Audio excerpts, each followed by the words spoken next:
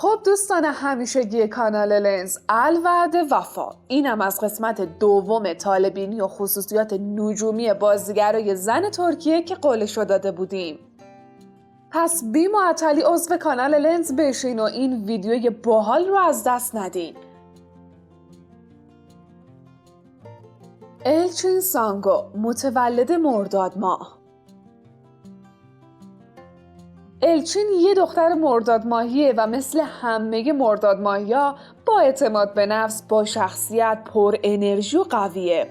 جوری که به این راحتی کسی نمیتونه اونو از پا دراره. مردادیه توی هر رشته‌ای که برن میتونن به موفقیت برسن، از بس که با استعدادن و توانایی انجام هر کاری، از هنرپیشگی تا جراحی قلبو دارن. دقیقاً مثل الچین که خیلی زود توی هنرپیشگی به موفقیت رسید. دیگه از مهربونی مردادیا نگم براتون که الچین گواه همین چیزه. سبک لباس، شیک پوشی و جذابیت خانمای مرداد ماهی زبون زد خاص و عامه و الچین دقیقاً نمونه بارزه یه خانم مرداد ماهیه. اون مثل اکثر مرداد ماهی لاغر اندام و شیک پوشه و سلیقش توی انتخاب لباس حرف نداره. عشق و ازدواج،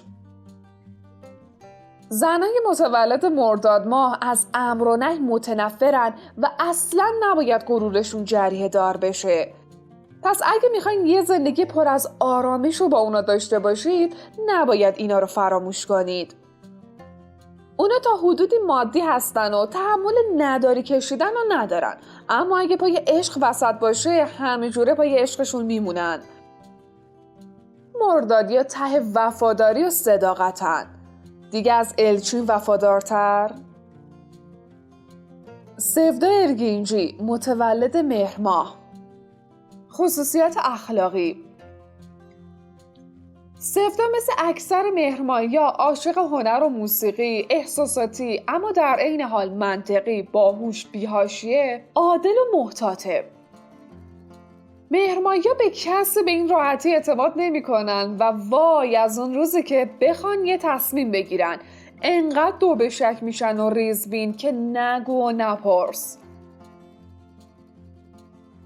سبک لباس، مهرماهیا در عین سادگی شیک پوشن و معمولاً طرفدار مد. با این حال بینشون هستن کسایی که به مد علاقه ندارن، دقیقاً مثل سفدا. اما این دلیل نمیشه که اونا نامرتب و بد لباس باشن. اصلا مگه میشه یه دختر مهرماهی رو ژولیده دید؟ عشق و ازدواج، دخترای مهرماهی به عشق اعتقاد دارن و کلید قلب اونا راستگویی، صداقت و احساسات پاکه. شاید دلیل اینکه سفدا هنوز مجرد و رابطه طولانی نداشته همین باشه، چون این روزا پیدا کردن یه عشق صاف و ساده به این راحتی ها نیست. غیر اینه؟ شوال سام، متولد آبان ماه. خصوصیات اخلاقی،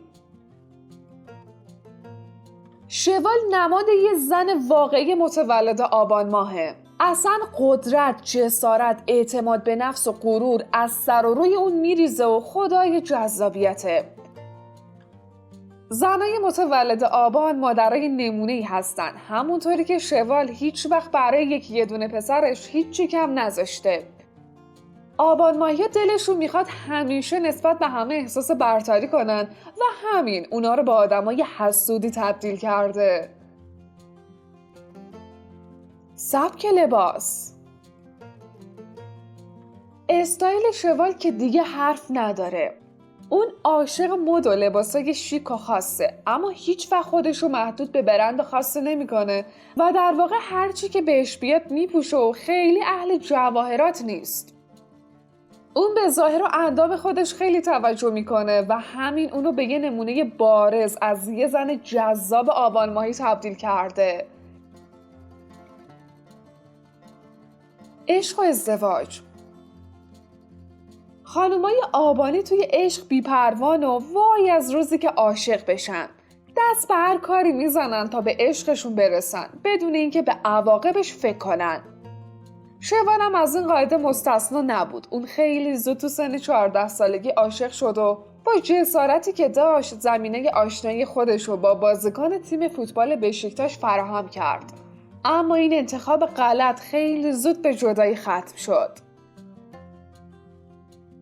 سلن سویدر متولد دی ماه. خصوصیات اخلاقی: سلن سویدر یه دختر دی ماهیه. دی ماهیا کدبانو، منظم اما کمی لجباز و زودرنجن و توی هر شرایطی خواستار احترامن. ظاهر اونا خیلی آرامتر و ساکتتر از چیزی که هست نشون میده، اما اونا واقعا احساساتی هن. به نظر من که بهتره به یه زن دی ماهی بی احترام نشه که اگه بشه عواقبش پای خودتونه. نمونهش جریان بی احترامی جان یامان به سلن سویدر که تا سلن اونو به دادگاه نکشوند و محکوم نکرد آروم نشد. سبک لباس: زن متولد دی ماه به طرز باور نکردنی به سر و وضع و ظاهر خودش توجه داره و شاید اهمیت به همین قضیه سلن رو به یه مدل حرفه‌ای تبدیل کرده که از زیبایی و آراستگی هیچ وقت چیزی کم نداشته.